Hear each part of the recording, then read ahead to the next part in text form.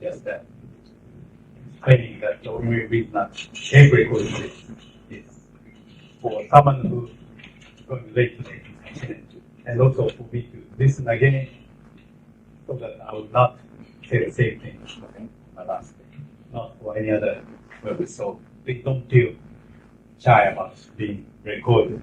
I'm sure you're not. All right.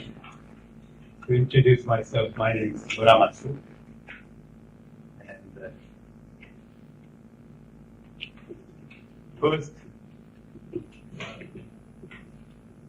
kind of warning, not a warning.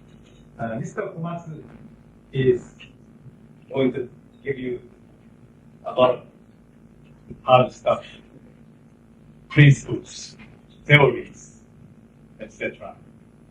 Logic. These are my weaknesses. I do not pretend to be able to give you theoretical lessons about interpreting or translation. Instead, I can give you a lot of anecdotes, examples from our field experiences. All right, and before I forget, modesty aside, the books I have written are quite good, you can say. That's why people keep buying them, reading them. This is my book number 2. I couldn't speak English either, a sequel. The reason I mentioned this in this class is it has one chapter only in English, so that you can read in 10 minutes. How I became a simultaneous interpreter, and with, by the way, my own Japanese translation. And this, I think, would supplement this class. So this is available from the library. You can buy it now. It's kind of link for you inspection. Okay, now try to make this interesting as possible, particularly in this hot weather. We gotta take my title mission. About interpreting. Interpreting, the first question people often ask is, how is it different from translation? Translation, to be exact, is to convert written words or written language from one language to another. Translate. But the word is used very loosely. A lot of people, but you say, will you translate what I said? Actually, it's the but we interpreters do not protest every time that small technical mistake. To interpret is to change spoken words from one language into another. That is what I do. I do occasional translation on the side, and there are very few interpreters who do translation work. There are much fewer translators who do or who can interpret at all. Most of the translators are desk-bound, bookworm types who just normally take time pushing pencils, as the idiom goes in English. Push pencil, pull pencil. You say you push pencil, right? Yeah. You will be pushed. It's very nowadays most people use PC or word processors. Translators often don't even speak English. Now I'm talking about English and Japanese. Everything else outside of my own turf, but most of these things do apply with small modifications. Translators are the kind of people who are not usually vocal, who are not extroverts. I am not an introvert. That I think you will see. An introvert can't quite do this. An introvert will speak with his or her eyes downcast and just mumble. I can't look you right in your eye. An extrovert does not mind talking to you with all his or her physical gesture. I like to reach out and communicate to you and with you. That's an extrovert. I mean, do it vocally and physically. Many of the good interpreters are more or less of that type, an extrovert. Most translators are introverts. Guy called nice. Guy called in the sense of the format. With the homilies. That's why many translators don't even bother to learn how to speak that language. And these are the people who often make blatant mistranslations in literature or whatever, because they don't know the idioms and they don't understand the nuance. These are the people again who don't even go to see movies, and they don't know the real world. They just push pencil. I'll give you one example. I like examples. Theories don't interest me, and I cannot theorize. But I can give you very good examples so that my message will be registered with you. Not that I'm recommending. On the contrary, I don't recommend. But have you people read or do you know about this popular current bestseller novel, Bridges of Madison County? How many of you have read it? Well, don't bother. How many of you have not heard it? You know about Madison? You have not? You should at least know the title, because it has been on the current bestsellers list in all major bookshops in this country and in the United States. Have you read it? I haven't, but I've seen it in bookstores. Right, and you know the story. Read reviews. You read reviews. That's enough. That's very good. Do read at least reviews. One, it's very important to know what people are reading. Don't let that influence what you read, but it might influence you. But it's important to be reading book reviews or shohyoku. I never miss book reviews of major vernacular newspapers here. Asahi Shimbun every Sunday, Yomiuri and Mainichi every Monday morning, Nihon Keizai Shimbun, Japan Economic Journal, every Sunday, and I still worry, what am I missing? Because every now and then I pick up Sankei Shimbun. Sankei Shimbun, though not really the best paper in Japan, has short book reviews practically every day. Reading book reviews is quite generally quite sufficient, because to me that Bridges of Madison County is not much more than Harlequin romance. I hope you know what I'm talking about. Cheap romance. Very cheap. But it was translated by my namesake. It's村松. I never met him. I really don't know him. He's apparently a novelist, quite popular. Translated very smoothly, and therefore the Japanese version is quite readable, moving, lots of readers. Tears. Men and women, mature people, grown-ups, kids, they weep, and in fact some cry. Cry their eyeballs out. Cry your eyeballs out. Cry your eyes out. Cry your eyes out, right? 目が流れるほどね、泣いてる人いるんですよ。It's one Japanese intellectual whom I respect very much. He's written books, and he was formed that he himself. Very, very naive person. A nice guy, I'm sure.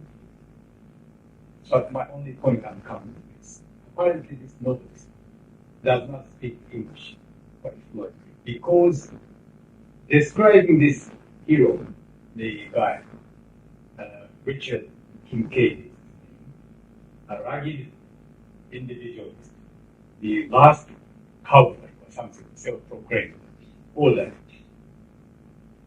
That doesn't turn me on. But anyway, he's a personification of machismo, macho, and this, an Italian farmer's wife who was born in Italy, one of those war brides, right? Always in love with.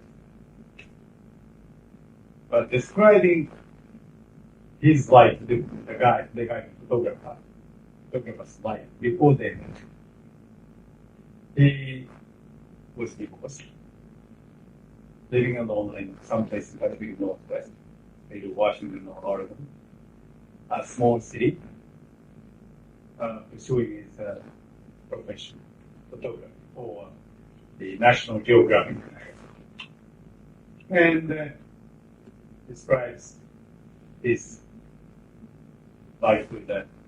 Well, occasionally when he got to know, he met a woman, German, another divorcee, in her early 40s, mature woman, interesting to talk with, pleasant company.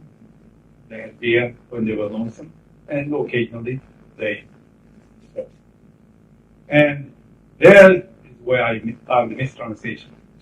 And English text says, no, I was quickly going through the Japanese translation, spotted something funny, and checked it with the original. The original English said, and every now and then they slept, and they had decent sex. Now, you are all over 18, so you don't mind my talking about this. To have decent sex means not bad. Not anything like that. But this guy looked at the word decent in the dictionary. One of the probable meaning is keeping secret, The translation is, つつましやかなセックスをした。That means very, very understated, subdued, controlled, hush. On the contrary. Probably she was not the greatest partner in the world, but not bad. Not bad. That's all it means. It's in fact colloquial. And here the decent sex, that's colloquial to me. The translation should have been, sex wa maama da. Good enough, good enough. Yeah, that's it. That's a wonderful way to clarify good enough. But Japanese translation is completely misleading. It's not a crucial point. But the guy should have known. It doesn't make sense from the other characterization of this guy. So, don't bother to buy it. But one review said this is hallmark prose. Hallmark. You know Hallmark? Hallmark is a very popular brand for greeting cards. Hallmark. Hallmark. One word. It's probably a big dictionary. Hallmark. American. Greeting cards for any occasion. Birthday, God's father, my sweetheart, my grandma. And you go there are those proses. Sort of some pretend to be poems, but they are as poems, really second, third class. But they are so bland, B-L-A-N-D, bland, that you can find something that will suit the occasion. Instead of writing your own poem, you just buy a card. And that's the kind of prose. It's a hallmark prose. Bland, smooth, occasionally poetic sounding, but never really profound. Anyway, so there's an instance of someone who I'm sure is a very fast translator, but I'm sure he does not speak English. Because if he had sufficiently intellectual friends, he would have encountered the use of the word this in that kind of context. So, interpreters, on the other hand, are the types of people who like to talk, expressive, vocal, like to vocalize or verbalize your experiences. I'm a great verbalizer. That's actually what I don't know. Everything I read about, everything I experience, I like to talk about. And preferably before I go to bed. I can't do everything. But at least English idioms or words, interesting phrases, proverbs, particularly an anecdote or a joke. A good joke that I hear, I immediately repeat it to someone who shares my taste before I go to bed.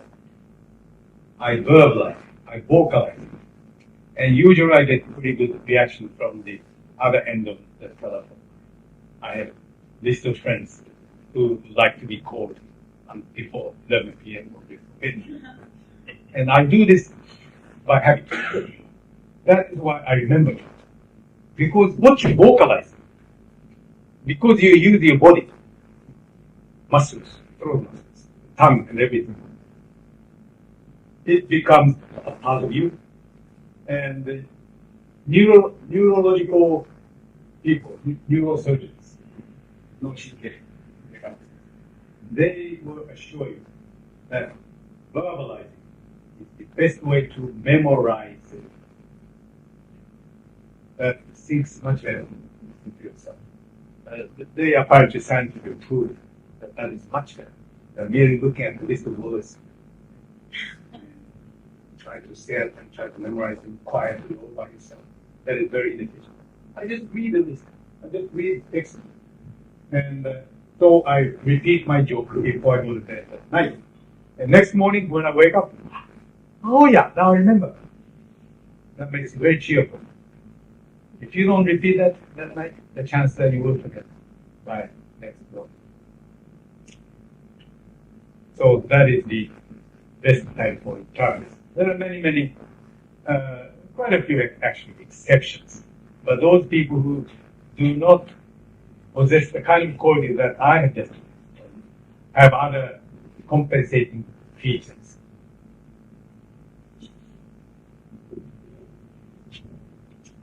When we use the word 通訳 in Japanese, see, I should get to meet each one of you, Mr. Jacobs. How much kanji do you know? Oh, quite good. So, to interpret, we use this word 通訳. This is to interpret. To translate, you use the word 翻訳.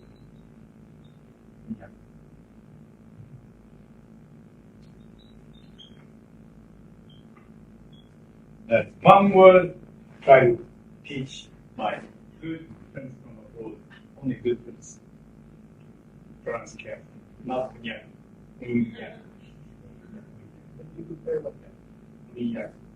And so, when nobody like you around, I tell my students in English language, don't let those native English speaker teachers give you a very hard time about L and R. If we have difficulties distinguishing between L and R, those people can generally say, 翻訳です、翻訳. Try to make them say, 翻訳しました. I mean, what comes up with 翻訳, right? 翻訳, 翻訳, 翻訳, 翻訳. You can further try to make them say, 翻訳. That makes sense. And 翻訳. I get confused. Anyway, so I like to, I just like to get even occasionally. Yeah. So there is a profession called guide interpreter. That is a misnomer because those are the travel guides on the coaches of trains and buses who explain the sight you see to the tourists. They are licensed by, in this country, the Ministry of Transport. They have to have a lot of knowledge about geography, history, and they have to be able to explain it. But they are maybe interpreting what you see, but not interpreting someone else's speech or statement, right? So in that sense, I don't think they should be called 通訳. Guide is good enough. But many people think guide is demeaning. Guide doesn't give you enough prestige. I don't believe so. I think guide is a wonderful profession. In fact, for many years, I used to say to myself, when I retire, I'd like to retire and become a guide, say, specializing in part of Tokyo no Shitamachi, where I was born and raised, and become the best English-speaking guide as far as Tokyo Shitamachi is concerned.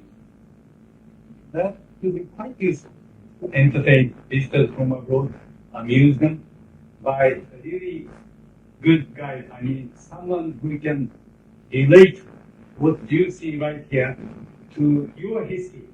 Explain the Japanese Buddhist temple in terms of Western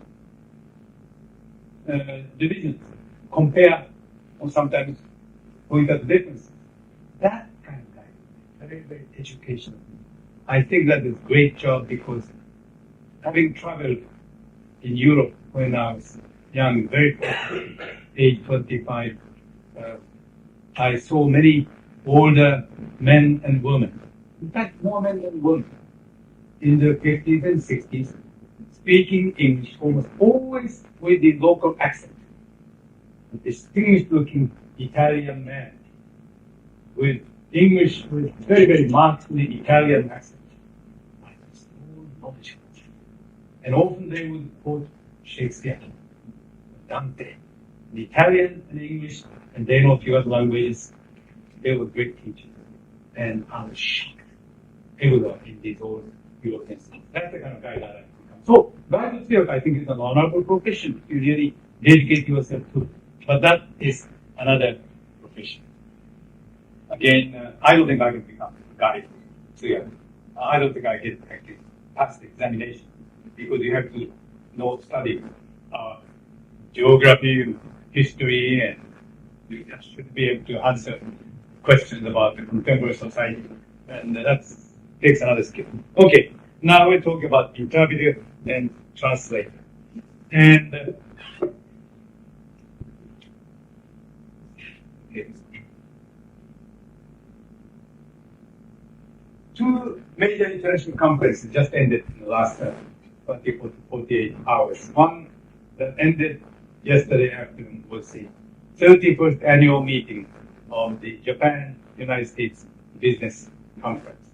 They used to call it Businessmen's Conference. And for reason of political correctness concept, I hope you all familiar with, they dropped comments. That's good. US Business Conference. In Japanese, Nichibei Zaitai Rinkai Business Leaders Conference. That conference ended yesterday afternoon at Okura. I was interviewing there. So was Mr. Komatsu. And because we shipped the best of us, most of our best interviews to Naples, Italy, for the 20th annual G7 summit meeting. But I did the first through the 10th. I was a record holder of a sort at that time. Today, one of my former disciples has done maybe 12. That's right. And I had enough fun and excitement. And I'm really tired of it. It's extremely nerve-wracking and nerve-wracking. And I don't believe in this. I have collected enough anecdotes, phrases, words, and idioms to share with people like you write about lecture on that. I don't need to go to another summit. There, the interviewing was simultaneous. Excuse me, what country are you from? From America. In the United States. So I have no qualms about pronouncing it simultaneous interviewing. But if you were a British, I would have said simultaneous. Yes. And the British pronunciation, or real English pronunciation. Simultaneous is American. Of course, it has spread to the world. Many people understand, certainly. But for a mixed international gathering, where Americans are not the majority, many people, other people, I often use both or stick to a fairly well understood English version. Like in Australia is an interesting case. Basically British kind of English, but heavily influenced by the American English through television, movies. But they use the word bonnet instead of the food. You mean bonnet? In Japanese, bonnet. Food. We don't, I don't think. Food. Bonnet. And trunk is, in Australia, is boot. B-O-O-T. Are you familiar with this? Have you been there? I haven't, but I have the Australian friends. Very good, very good. Yeah. So through these cross-cultural encounters, you pick up other people's habits and that's very good. Anyway, so in these meetings, interpreting is simultaneous. For the US Japan, it's just English and Japanese. For the Naples summit, it involves the official languages, all the participating nations. So, first, who speaks English? In the summit, what country? US, Britain, of course, and Canada. All right. What country speaks French? And Canada. Canada is a bilingual country, bicultural bilingual. French and English are both official languages of Canada. French-speaking Canadians are, I think, less than 1/3. And they are called francophones. Francophones. Franco, P-H-O-N-E. Francophone. The English-speaking Canadian is called, just use your imagination, Anglo. Anglo. Like Anglo, England. So, Anglophone and Francophone. There are two kinds of Canadians. Many are bilingual, but quite a few of many Francophones are only monolingual. They don't speak, and they don't like to speak English. They like to go independent. Quebec was every few years they vote. So the French is spoken by two countries. German by German, Italian by Italian. And this year, for the second day, the political session, Russia was added, allowed to join. So it became G7+1. So because they will be permanent member of that part, not economic part, but still G7. And they don't qualify as a full-fledged member of the economic summit because the economy is in shambles. I like that word, in shambles. Right? In shambles. A terrible shape. With all the aid from the Western countries, they still cannot put the economy back on its own feet. To remember this point, there's a good anecdote I read in a Time magazine about 5 weeks ago. It was in the science section. I often read those Time and Newsweek magazines from the back last page, listening to Professor Panzo's advice. Try the opposite. I tried the opposite. It opened up a whole new world for me. Try it. Because usually teacher artists, big artists are dismal. People murdering babies in Rwanda, Bosnia-Herzegovina, still fighting. Depressing. Stories from behind are usually short, interesting. O.J. Simpson is in the front burner, but Michael Jackson, did he do it or did he do it? And what movies and actors and actresses divorced or got married or something. Interesting. And therefore you can read it faster. And therefore you come back to the front section much faster than starting from the front page. From the front page, you seldom reach the last page, at least for me. I'm a slow reader because I look up a dictionary and I also like to read the text aloud. But one point is, reading from the back one, only about 7 to 8 pages. There was 1 page science section, Time about the discovery of a huge black hole out somewhere in the universe, like 100 billion light years away, literally. 100 million years. You know what that means. It takes 1 million years for the light to reach here. So if you see a star there, it may have disappeared in 100 million years. It's mind-boggling. But there's a gigantic black hole. You don't have to be a science major to know something about black hole. It's a real heavy concentration, mass. That is so, and apparently it's revolving, spinning, I don't know how. But because of its speed and energy, it sucks in everything from nearby, right? Any star that might be passing by, it's sucked into the black hole, disappears. It takes in everything so powerfully that nothing can come out of it. It even absorbs the light, because that is what is light. It is there, but you cannot see it because it does not emit any light, right? That's pretty accurate layman's expression, or layperson's explanation of a black hole. The article said a huge one is found. More powerful than anything we had ever known. But we don't have to worry about our solar system being sucked into it, because one, it's solar, right? Two, there are, mind you, this is science.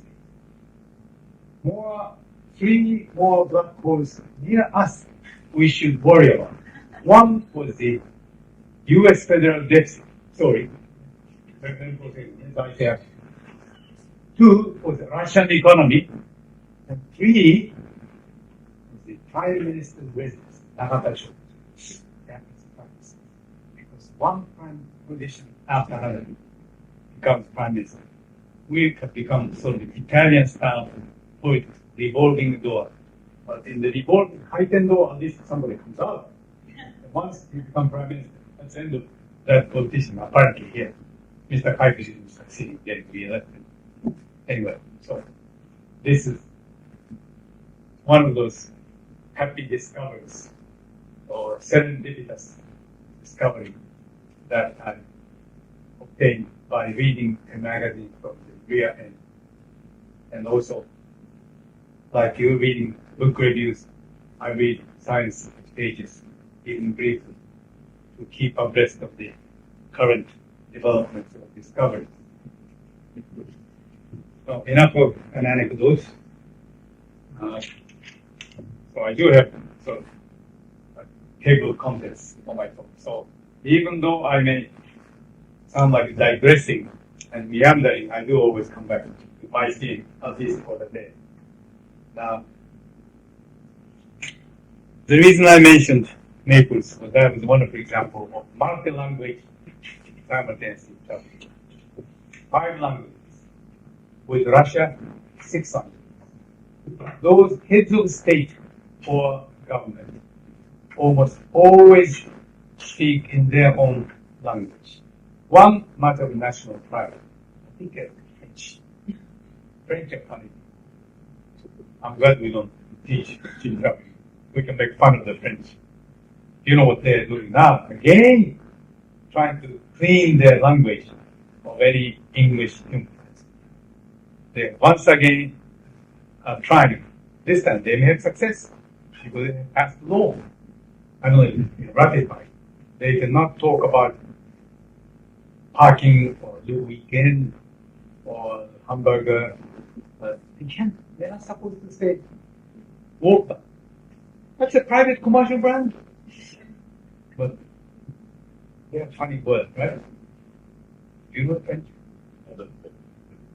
The word for workman is something like the person who works. Ridiculous. Somebody in the British Parliament, member of the Parliament, holds that in retaliation we should ban all the French words from the English language. He was, of course, joking. You cannot say that in English. French borrowed words are part of the English vocabulary, right? Many others, Italian, German. So that's why English is a rich language. World's biggest vocabulary. I don't know what to make of our own language, Japanese. We take foreign words quite indiscriminately. And instead of trying to invent our own words, we just use foreign words, right? 47,000. Exactly. And in return, we export only very few. But words like homestay has become an English word. It was not part of the English vocabulary 10 years ago. Now, people use that all over the world. There's a Greater London Homestay Association. People don't stop to think with this dialect. The English, I think, is great because it has capacity to borrow, take in other languages. Apparently, we do too. So maybe Japanese will survive. I don't know about the French. But because those heads of state or government, now, one technical footnote is, you know the difference between a head of state and a head of government?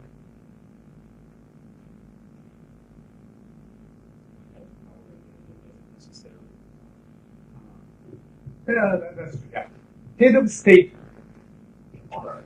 is monarch, but also president of the United States, the head of state and head of government. In Britain, the head of state is the queen or king, the monarch.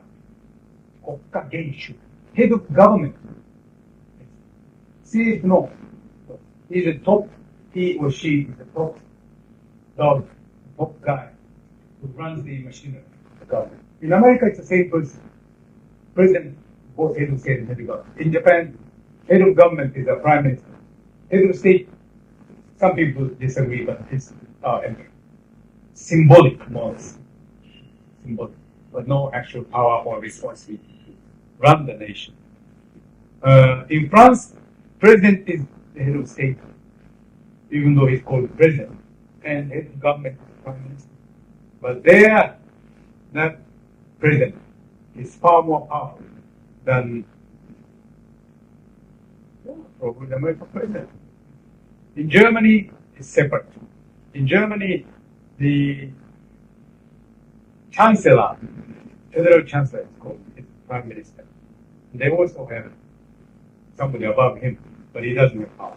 Just the title, honorary job, like Mayo Kaicho, honorary chairman.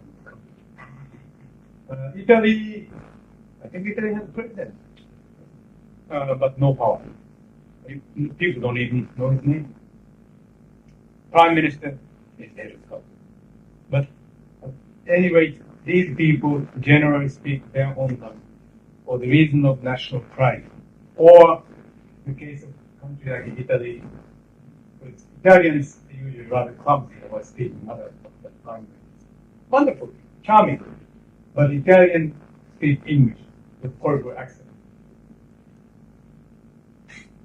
Japanese prime ministers occasionally speak English, like Mr. Miyazawa. Mr. Miyazawa addressed this US-Japan meeting Monday morning for the opening. I was interrupting for him simultaneously. He delivered his speech in English. It was written quite well. The only small flaw I found was, but neighboring countries are not always friendly each other. Not always friendly with each other. But if that was the only error, it's wonderful. And his enunciation is good, his English is good, and he's knowledgeable.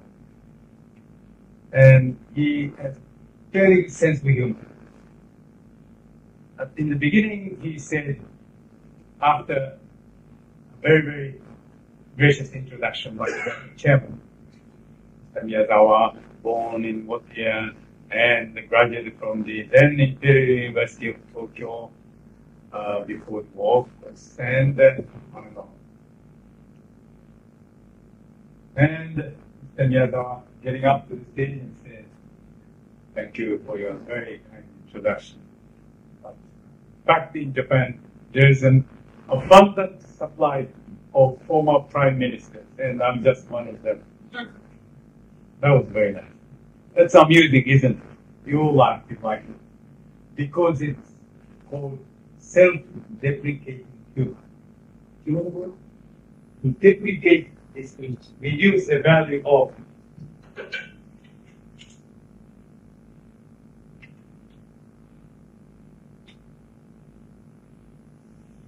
to self-deprecate is to understate yourself, to demean yourself, in gesture of modesty or humility.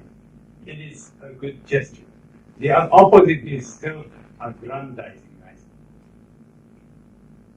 Some of the leaders in North Korea, for example, they don't self-deprecate.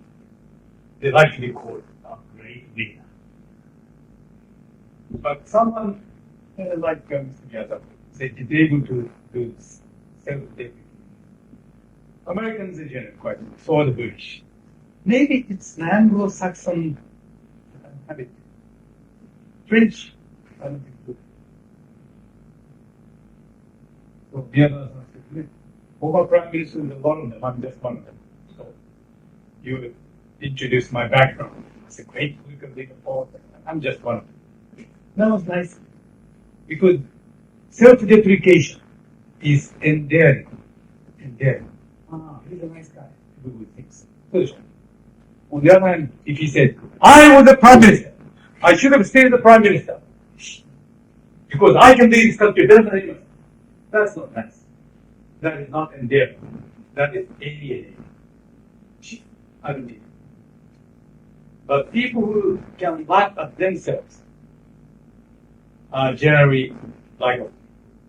And they deliver their message much more effectively than the other things. Because Miyazaki-san thus broke the ice with the audience. That's a great lead. To break the ice with the audience.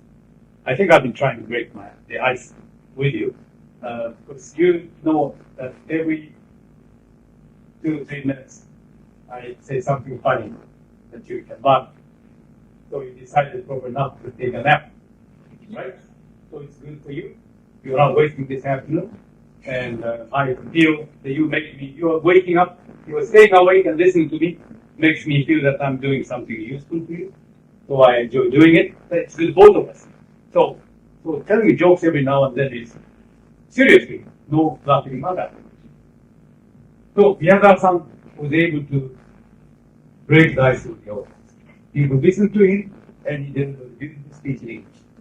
But then for questions and answers, he preferred to speak in Japanese because there he needed to be a little more careful. And he knew that Simon people were interpreting, and he knew I was there. He has faith in me, so that was with simultaneous interpreting. But when he was speaking in English, I had to interpret that in Japanese so that half of the participants could understand him. A little awkward, but then get on. But now that's only bilingual conference. What about multilingual conference? Like native son. There's theoretically every language has to be interpreted into every other working or official language of the conference. But are there enough people who can interpret Japanese into Italian? German into Japanese? Actually, no. We have a good supply of pretty good Japanese English interpreters. But the market is not big enough to support or to generate quality interpreters in other language combinations. Few good French Japanese people.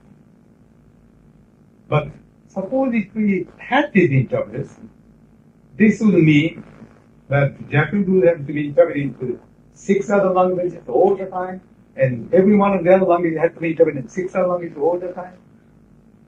With different people? No. Among the European languages, usually one professional interpreter can handle at least 3 languages, not just 5. Typically, for the interpreters who work at the Neighborhood Summit, I know most of them by name and by face. I work with many of them. They speak 3 or generally 4 languages. Speak certainly and understand some this language sufficiently well enough to interpret that into your own native language simultaneously. Probably Danica Celeste, which this book explained about A language, B language, C language. I hope you have read the book. A language is your native language, you are absolutely fluent in. So that from another language you will interpret into your own A language. No matter what is said, how fast, how complicated, you can express yourself quite well. I'm A in Japanese. And for the purpose of that classification, I'm listed as A in English. I do have accent, Japanese accent, and I do make occasional errors in the choice of articles and prepositions, occasional scripts. But generally, I can make myself clear. And I can convey the Japanese thought in English to the people who are listening in English sufficiently well that for practical purposes, apparently I'm considered A. But these people have often A in both, say, English and French, and B in Italian, and C in German. These are the people with very, very fascinating background. Born in one country, raised in another, educated in the third, marrying a spouse from yet another country. I know some of these people. An Englishman and his Italian wife. They live in Switzerland. And each has doctor's degree somewhere else. And they used to come to the summit here in Tokyo. Wonderful. So, when the French president speaks, that French can be interpreted simultaneously into German or English or Italian. No problem. Say, among the European or Western languages, generally there are sufficient interpreters to handle interpretation directly. By directly, I mean without going through another language. Problem is, none of them has any professional knowledge of the Japanese language. And there's not enough market to generate high quality supply. So what we do is when the German chancellor speaks, that interpreted into English simultaneously. And our people listen to that English and take delay. That's a difficult word. R-E-L-A-Y. Delay. Passing the baton in the delay race marathon. We listen to that English word and interpret that into Japanese simultaneously. Conversely, when the Japanese principal speaks, Prime Minister or Foreign Minister sometimes, Finance Minister, that is interpreted by one of us into English simultaneously. And these Europeans pick up that English, they listen to that English and renders it into his or her own native language. German, Italian, French, and now Russian. In each booth, there are generally two interpreters, two who will keep producing one language. The English booth produces English interpreters, listen to by Arabic. But they don't have room to house two more Japanese interpreters. So Japanese stay in our booths by ourselves, generally big booths with three interpreters. Among three of us, we handle both ways, back and forth, from English into Japanese, from Japanese into English. And through this electronic circuit, they can always switch and listen to English instead of the original language or floor language. Floor language is what is spoken on the floor, the delegates. And the interpreted language is something. Right? If you have any question, please raise your hand and I'll be happy to clarify this. So that's a multi-language context with a delay through English. In this operation, the English language is called the pivot language, pivot, or key language, the key through which everything else. In Japan, we have from time to time had to work through Japanese language as the key. We have conferences more and more actually using Japanese, English, and Chinese. But I don't know of any professional Chinese English interpreter living in Japan. Plenty in the United Nations, because Chinese is one of the official UN languages. Remember, the original 5 official languages of the United Nations are the languages of the victors, not the defeated nations, the allied powers. Therefore, English, French, Russian, Chinese, and Spanish. Not necessarily because they're the victors, but they had such huge population, Spanish-speaking people. And then later they added Arabic because of the oil power and population.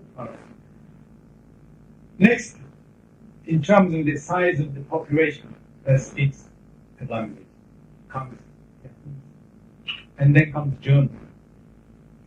But Japan is the only country that will benefit if the UN adds Japanese. And for that, Japan would have to donate tremendous amount of money. Doesn't pay. Most diplomats speak English. And UN sessions are not open to the public. So Japanese diplomats generally use English. German, all right, Germans, many Swiss people and all the Austrians would benefit. But then they think it is not cost effective for them to demand that the German be added to the UN language. Because they have to pay so much more as contribution. And the benefit, not much. And they are not as proud as French. Or they may be proud, but they don't insist on it. More flexible, more pragmatic people. So I don't think they will increase the number of UN languages any further, because that would compound the procedure, make the documentation more costly. Already in the European Union, which it was called EC, like 7, 8 languages. Now Greek is added because Greece is German, permitted to German.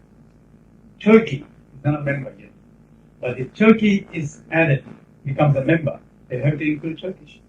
And for the reason of national pride, Turks might demand, we want this document translated to Turkish before we can vote on it. Already a lot of people doing it.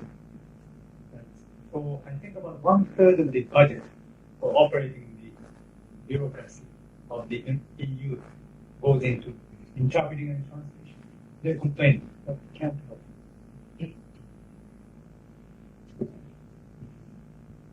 About bilingual. So as I said, most of these European interpreters are multilingual, at least trilingual.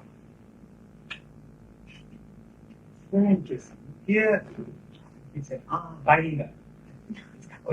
It's smart, being smart here. But not among European interpreters. I have heard them say, oh, she's bilingual. Oh, just. There are some such people who do interpret, but who do only consecutively interpret.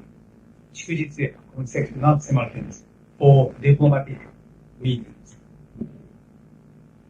You know the difference between simultaneous and consecutive. I don't have to explain, right? And where consecutive interpreting used is between 2 important negotiators and maybe few assistants, but basically 2 people. They can take time. They like to discuss details and technicalities and nuances, and they like to do this consecutively. The Japanese diplomats, right, especially, you know why? They mostly understand English. They can therefore take time. That's to their advantage. They say something in Japanese, hey, what do you speak? There you go. And listen to the English interpreting. And if he thinks he didn't get the point across very well, or if he feels he should have said otherwise, he can often say, hey, let me just add a few more words, or he can even somewhat mean ones do, correct the interpretation. That's not exactly what I said. Some mean people do that. There are some such people. But the American side, typically, have nothing to gain. Most of them don't understand Japanese. Some will do it, but most negotiators do not. So they board when the Japanese people. 2 minutes, 3 minutes, 5 minutes. They get bored. No better. So they want simultaneous. But Japanese negotiators like the second. I think that's cheating. I don't think it's fair. I like to sell more of our services simultaneously. There's a joke about the language that you speak. What do you call a person who speaks 2 languages? Bilingual, right? Suppose if somebody speaks 3 languages. Trilingual, 4 languages.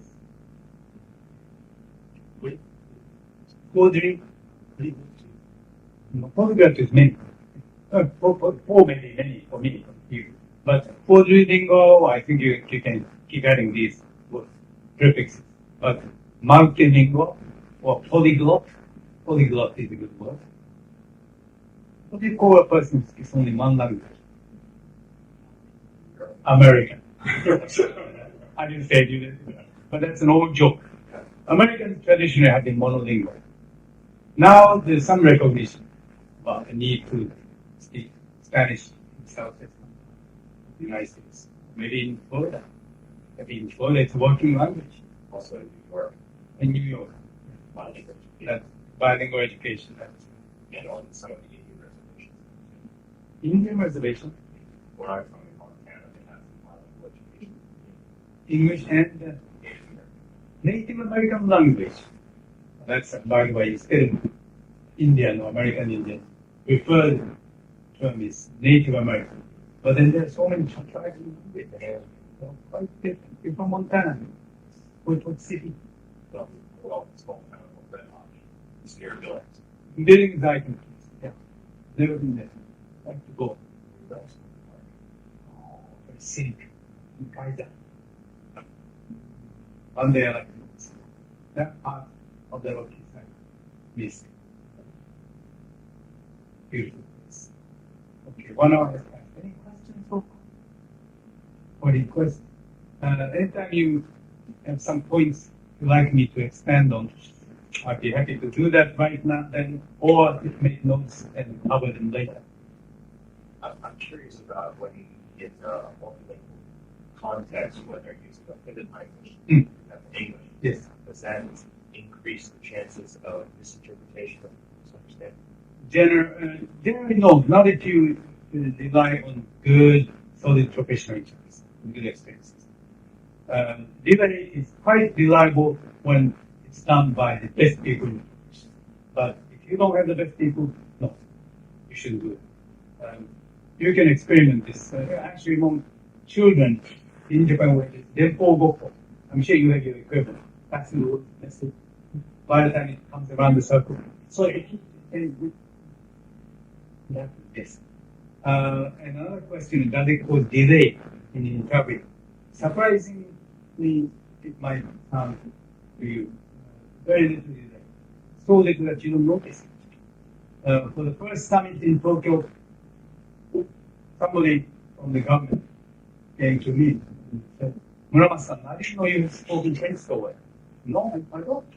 But you're interpreting from French into Japanese. No, I'm doing English. No delay. Because these Europeans are good. They can English and French. Maybe 1 second, or 2 seconds.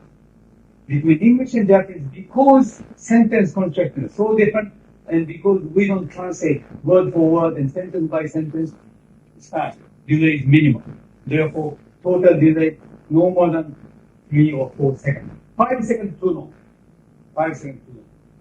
5 seconds people notice what's the matter. You do it with 2, 3 seconds. Besides, you don't generally listen to the last word of a sentence to understand the meaning. Right? When I said you don't generally listen to the last word to understand, you understood my message even before I said the meaning, right? Same idea. So works quite well. But I was going to say I sidetracked myself. When we have to use Japanese as key language, from Chinese into Japanese, that Japanese into English, we had that. English into Japanese and that Japanese into Chinese, because it's sounded. Particularly when there's a Russian, there are a few conferences involving the cities like Niigata, Greek, Sea of Japan places, more and more Japan, China, Russia. And we have Russian, Japanese interpret here, but we don't have Russian English. We have Chinese, Japanese, yes, but no Chinese English. So everything goes through Japanese. Very confusing. Hey. At the beginning of your lecture, you said there are several characteristics of interpreters, such as extroverts, like talking, and so on. And how about gender? Do you think female learners are more suitable to become an interpreter rather than interpreter? No, interpreter. Interpreter rather than male student, because I've heard the story that at the interpreting courses at universities like ICU or Soju University, there's a tendency that male students tend to drop out on half of the training course. Some of the reason might be that male students have a lack endurance toward very intensive training or something like that. Do you agree to the story? No, actually. Most people think that women become better interpreters. And I think that view is sexist. Because first of all, the reason they often say, because women just pass on the message, translate words without thinking, without interjecting their own thought. Now that is sexist. No, I disagree. I've always been opposed to that. They say. Because women are simple-minded. No, that is nasty. I guess I've been a feminist almost all my life.